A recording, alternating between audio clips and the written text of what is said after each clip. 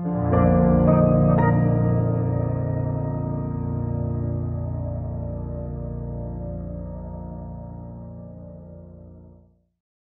been everything in economics. I've been a Marxist, I've been a socialist, in fact, I started as a anti-capitalist anarchist because I found in the Carnegie Library in my hometown of Wakefield, Massachusetts, I found Prince Kropotkin's Mutual Aid, which is still an impressive book. He was an anarchist, not a nihilist, not a bomb thrower, but an anarchist in the late 19th century.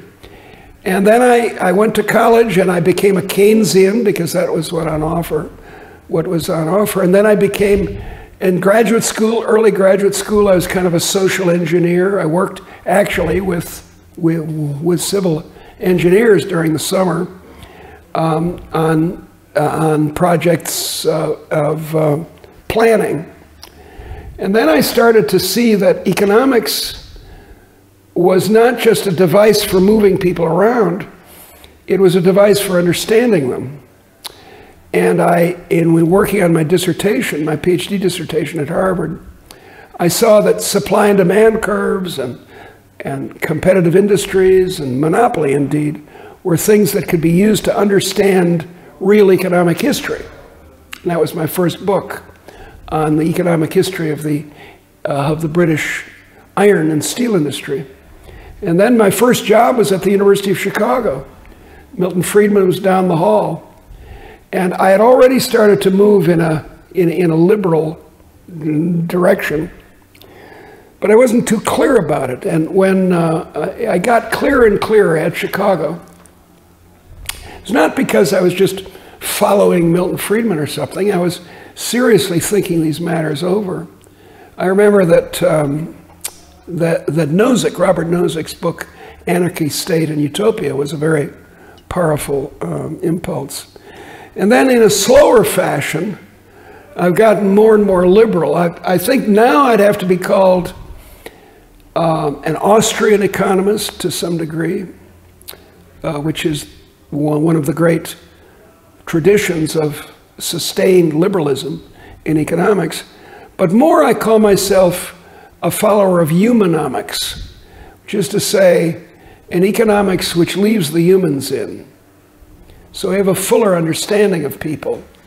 And I do not mean behavioral economics, which I don't like very much, but an economics that takes account of all the evidence, of the histories, of the novels and the poetry of humans, theology and so forth, that speaks of the human condition, and bringing that into the study of economics is now my passion. Well, they were, my fellow graduate students were all like me. They were sort of confused Democrats in political terms. And the faculty was mostly Keynesian, and I didn't get together with the people who weren't. That was a big mistake.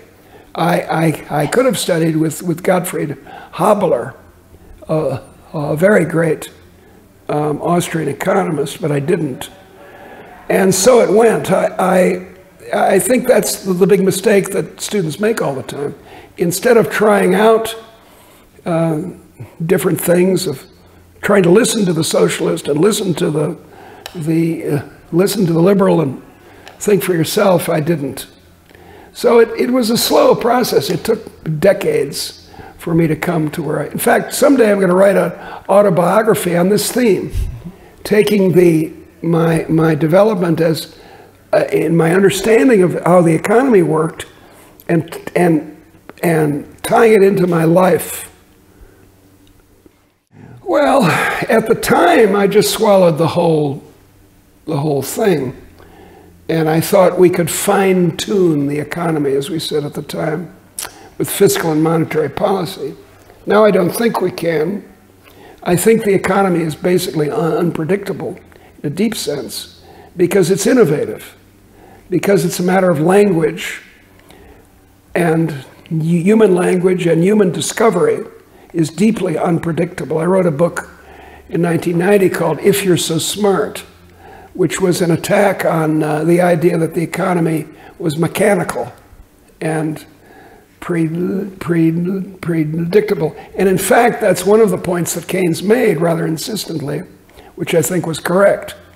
He spoke of animal spirits and the unpredictability of investment decisions. Now, he didn't quite get to the point that Hayek did of seeing that that meant that his little machinery of Keynesian policy didn't work. But he was a hero for me for a while. Well, the thing about Hayek is that I believe his early work on business cycles and so on influenced him a lot to pay more attention to the details of the world than Mises did. But I'm not as much of a scholar of Mises or Hayek as I ought to be. I had a roommate in college who was an engineer, and he would read Mises, Human Action. Now, the other two roommates, me and the third roommate, were economics majors. We were studying economics. And we scorned David, our roommate, for reading this conservative book. And I am sure that David learned more economics by reading Mises in the intervals between solving differential equations than we learned in hundreds of hours of Keynesian and social engineering economics. Well, I have a short piece on this in Reason magazine last month, which was a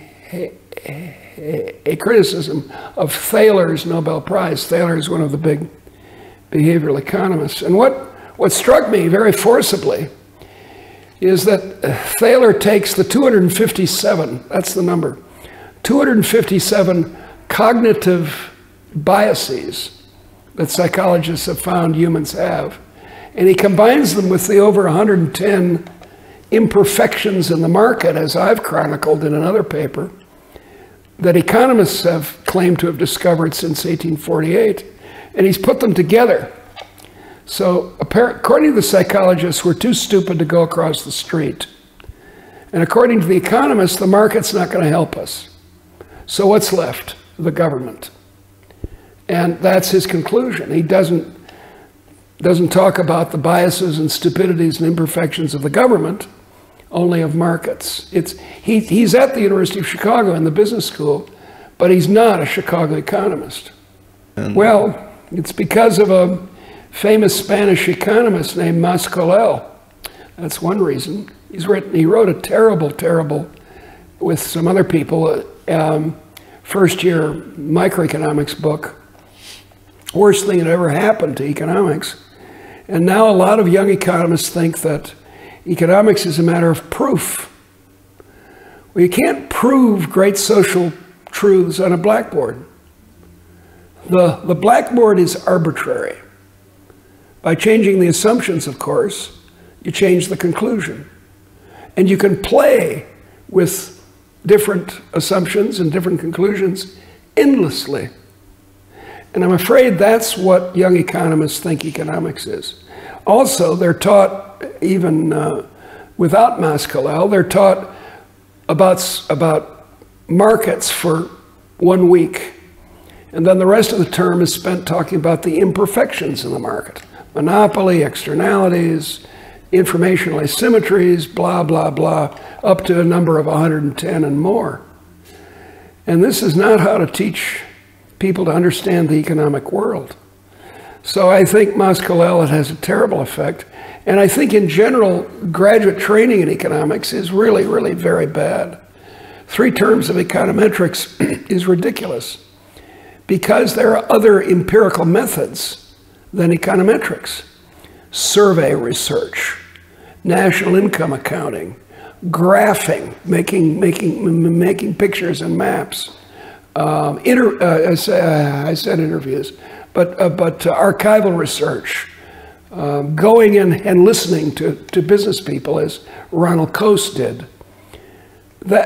So I don't think that econometrics is bad, but I think one term of it would be enough, and then do other empirical methods so that an economic scientist came out being an actual scientist. Well, learn more. Learn about simulation, for example, which is one of the great techniques in an engineering field like economics. Go look at other real sciences like geology or engineering. Well, there's a very good piece of advice that Vernon Smith, Nobel Prize winner, gives. He says, learn one thing very deeply, dig very deeply, become the world's expert on some economic phenomenon and explain it. That's the deep one. So you know what depth means. You know what really complete, thorough science looks like. But then read widely. And this is what a lot of young economists don't do. You go into the house of an economist, the apartment, and there are no books. And that's a bad sign in a scientist. A scientist should have curiosity much wider than her narrow science. Because if she doesn't have it, she's not, as Keynes said, Keynes famously said this, an economist who knows only economics is going to be a bad economist. And that's true. It's going to go on for a long way, doing this formal stuff, proving theorems, and doing endless econometric exercises that no one believes, because that's how the training is. But the real advances in economic thinking, economic ideas, economic theory, and economic applications of the theory depend on a few people doing really good work, really serious attempts to understand pieces and the whole of the economy. And so far that's been diverted into game theory and other foolish ideas. Well, I've been very encouraged by the developments of the last 10 years. Your institute is an example. But I go, okay, I'm going to be speaking in about a month to the European meeting of Students for Liberty, which is a wonderful, again, it's only about 11 or 10 years old. And these are young people who have sort of understood that letting people alone, helping them if they fall down, but for the most part, allowing them to express themselves creatively and to do new things, that's the way forward in the economy. Not top-down choices by our governors in Madrid. And I'm encouraged. I see a lot of young people turning to this view. Now, they can also turn to fascism or communism. So we need to work against that.